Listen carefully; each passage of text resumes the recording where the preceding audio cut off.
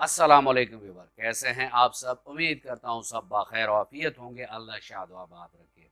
Viewer, आज मैं आप लोगों से अपना ऑनलाइन का एक केस शेयर करूँगा, क्योंकि ऐसे हमारे पास कई सारे केसेस अल्हम्दुलिल्लाह एज़ोस्पर्मिया के ट्रीट हुए हैं। यानी जो हम कहते हैं कि 100 में से 70 पेशेंट हमारे ठीक हो जाते हैं, 30 ठीक नहीं भी होते। तो ये कोई गलत बात नहीं है, क्योंकि हम कोशिश करते हैं कि मैक्सिमम हम पेशेंट की कॉजेशन को नोट कर लें, उसके अलामात को देख लें, उसके जो कॉन्स्टिट्यूशन है उसको देख लें, उसके मयाज़म को देख लें।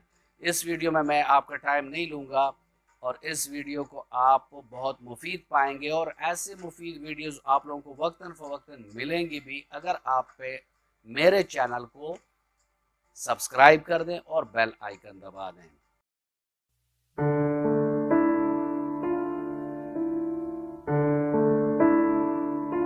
विवर एज़ोस्पर्मिया का ये केस जो था, इसमें मैं आपको चंद रिपोर्ट्स इस पेशेंट के दिखाना चाहूँगा, ताकि आपको पता चल सके कि हम अपने पेशेंट से रिपोर्ट तलब क्यों करते हैं और उसमें हम क्या चीज़ ढूंढते हैं और क्या उसका हम इलाज करते हैं। पहले तो मैं आपको इसका वो सीमन एनालिसिस दिखाऊंगा जो इसने इनिशियली हमारे पास सबमिट करवाया, और उसमें क्या था वो भी आप देख सकते हैं। और एज़ोस्पर्मिया के रिपोर्ट में होता क्या है, उसमें सब नील ही होता है, यानी ज़ीरो स्पॉन्स। इसमें आप देख सकते हैं सिर्फ फर्स्ट सेल इसमें आ रहा है 4 to 6, बाकी इसका तमाम रिपोर्ट नील है। इसके बाद अगर हम इसके देखें कि इसका जो अल्ट्रासाउंड रिपोर्ट है वो क्या कहता है, तो वो भी आप देख सकते हैं स्क्रीन पर। इसके अल्ट्रासाउंड बायलेटरल स्मॉलर टेस्टिस या स्मॉल टेस्टिस, यानी दोनों खुशिये चोटें हैं।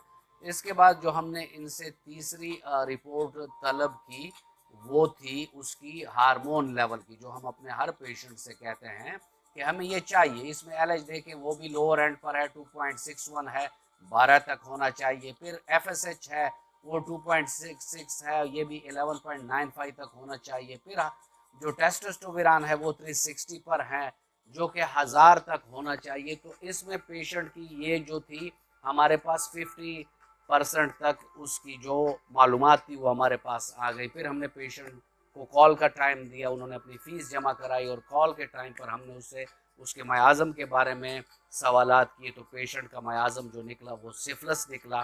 फिर सिफिलिस के मुताबिक जो अद्वियात थी उसके मिजाज के मुताबिक वो सेलेक्ट की। उसकी दूसरी काजेशन आ रही थी कि उसको बचपन में कहीं क्रिकेट खेलते हुए दोनों टेस्टिस पर सख्ती से बॉल लगी थी, जिससे वो कई दिन तक बुखार में भी मुब्तला रहा और दर्दों में भी।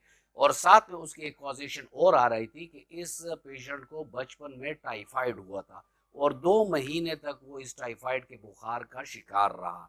तो ये तमाम वो काजेशंस थी, मयाज़म थे, जिसका हमने इलाज किया। और काजेशन में जो रिपोर्ट्स हमें मिली वो उसके हार्मोन लेवल डाउन थे और उसके टेस्टिकुलर साइज़ कम था। तो हमने बिस्मिल्लाह करके अपने इस केस की मेडिकेशन स्टार्ट की।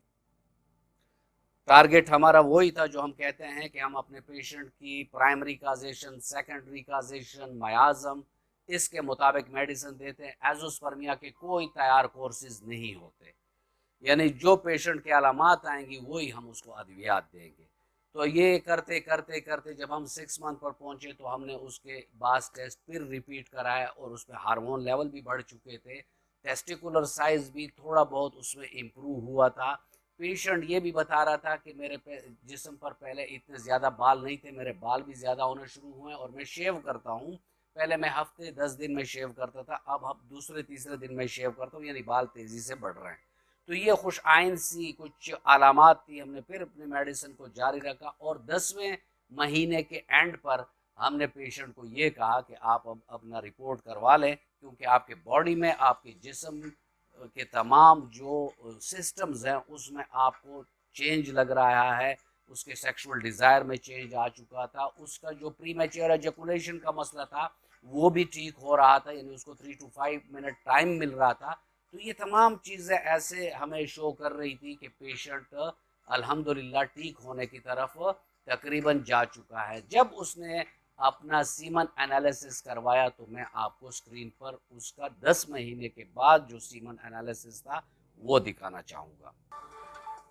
ये देखें व्यूवर्स, पेशेंट की जो काउंट था वो 75 मिलियन पर आ चुका था। Excellent motile 64, good active motile 10, यही 74% उसका बेस्ट स्पर्म आया जिससे बच्चा पैदा हो सकता है। फिर मॉर्फोलॉजिकली हमने जब देखा तो मॉर्फोलॉजी में उसका 75% था और जो एबनॉर्मल थे वो 25 थे और पस सेल कोई नहीं था।